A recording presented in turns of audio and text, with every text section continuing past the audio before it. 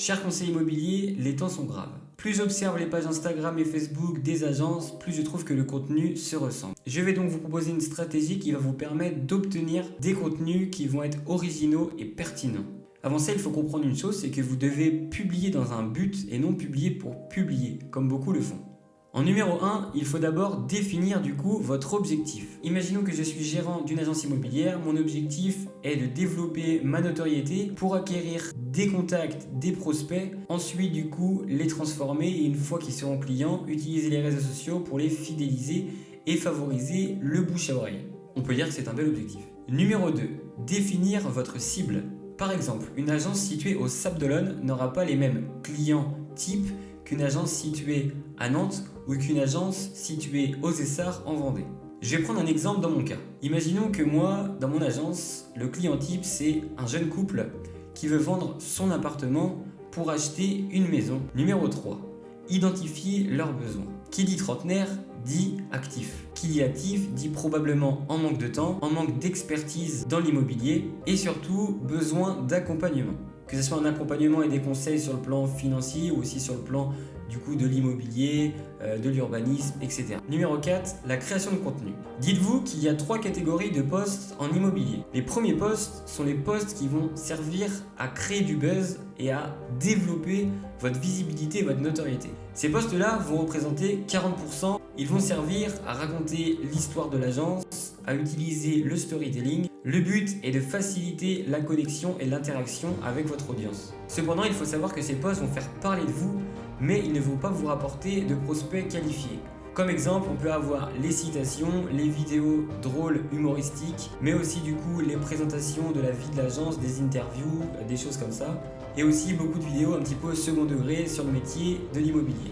Numéro 2, on va avoir les posts expertise professionnelle, c'est comme ça que je les appelle. Ces posts vont représenter 20% de votre création de contenu. Ici, vous allez montrer en gros que vous êtes les experts du secteur, que vous êtes les plus professionnels et les meilleurs pour accompagner vos prospects dans leurs projets d'achat ou de vente. Comme exemple, vous allez avoir du coup de publier les avis clients, publier les maisons qui ont été vendues, publier le nombre de mandats de vente, le nombre d'actes authentiques, le nombre de compromis signés dans le mois. Mais attention à ne pas abuser de ces posts-là. Et troisièmement, il va y avoir les derniers posts, je les appelle les posts de valeur ajoutée. Ils vont représenter aussi 40% comme le post qui fait le buzz.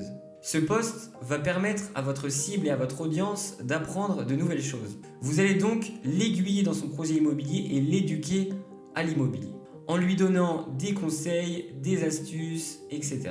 Exemple, faire des posts sur comment acheter un bien en copropriété, comment mettre en valeur sa pièce de vie, comment obtenir son financement, pourquoi bien choisir son notaire, etc. Donc là, vous allez vraiment rentrer dans les détails de l'immobilier.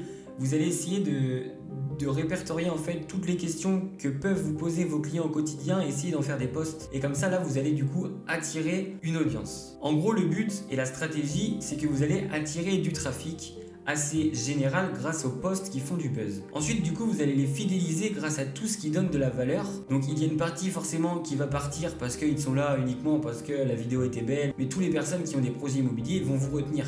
Et du coup, vous allez les fidéliser grâce au contenu de valeur. Et ensuite, vous allez pouvoir du coup confirmer leur intérêt pour l'agence et leur intérêt dans leur projet immobilier grâce au contenu d'expertise qui va valider le fait que vous êtes les meilleurs pour les accompagner. Et du coup, les prospects vont se dire qu'une fois que leur projet immobilier sera mûr dans leur tête, eh ben, ils vont vous appeler. N'oubliez pas quand vous créez du contenu qu'il doit répondre en fait à vos objectifs d'agence et aussi aux besoins de votre cible. C'est vraiment important. Si tu as aimé le contenu, n'hésite pas à laisser un petit j'aime et à donner ton avis en commentaire. Allez, à bientôt!